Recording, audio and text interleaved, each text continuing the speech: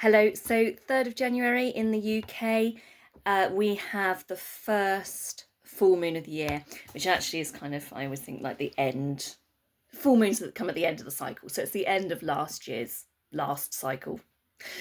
It's a wolf moon, first moon after Yule, our first moon in Yule in the cold season. So it is there to remind you to look after yourself, to rest, to practice resilience, to all that kind of stuff. It's also in the sign of Cancer, which, it being a water sign, is very emotional. It's going to bring feelings and stuff to the forefront, which is interesting because we're in the shedding of last year still, the last 9 years actually. So it's a good time to listen to your intuition. I'm just going to read you a little bit from Kirsty Gallagher. This is the first full moon following the winter solstice as we enter back into the light. It feels like darkness has been lifted, as though under the light of this full moon you can finally see the truth. So it's a really good time for reflecting on, right, what do I not want to take forward with me into this next cycle? Under this guiding full moon, your path ahead will become clear. So use the deep intensity to let go of anything standing in your way of creating the life that you want, basically. If you tune in and truly feel your gut feelings, your intuition, your wisdom, your heart, the very depths of your being, everything you need to know will become clear.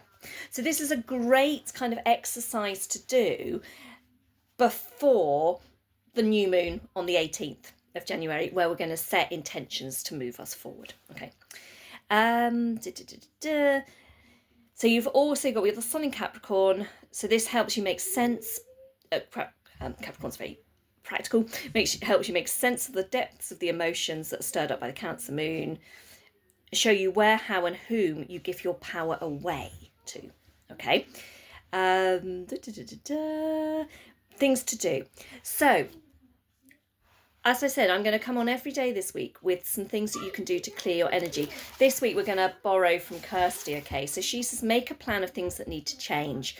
List all the changes that you would like to make in your life and make a plan of how you can do this, even if it's long term, okay?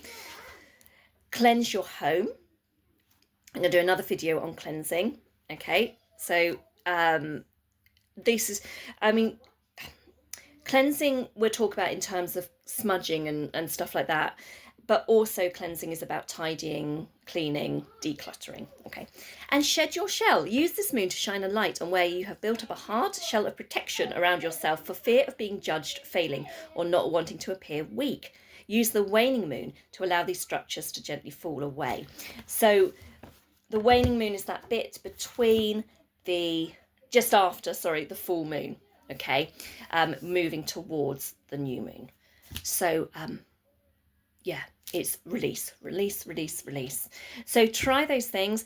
I will post another video on cleansing your home, and let's get ready for 2026.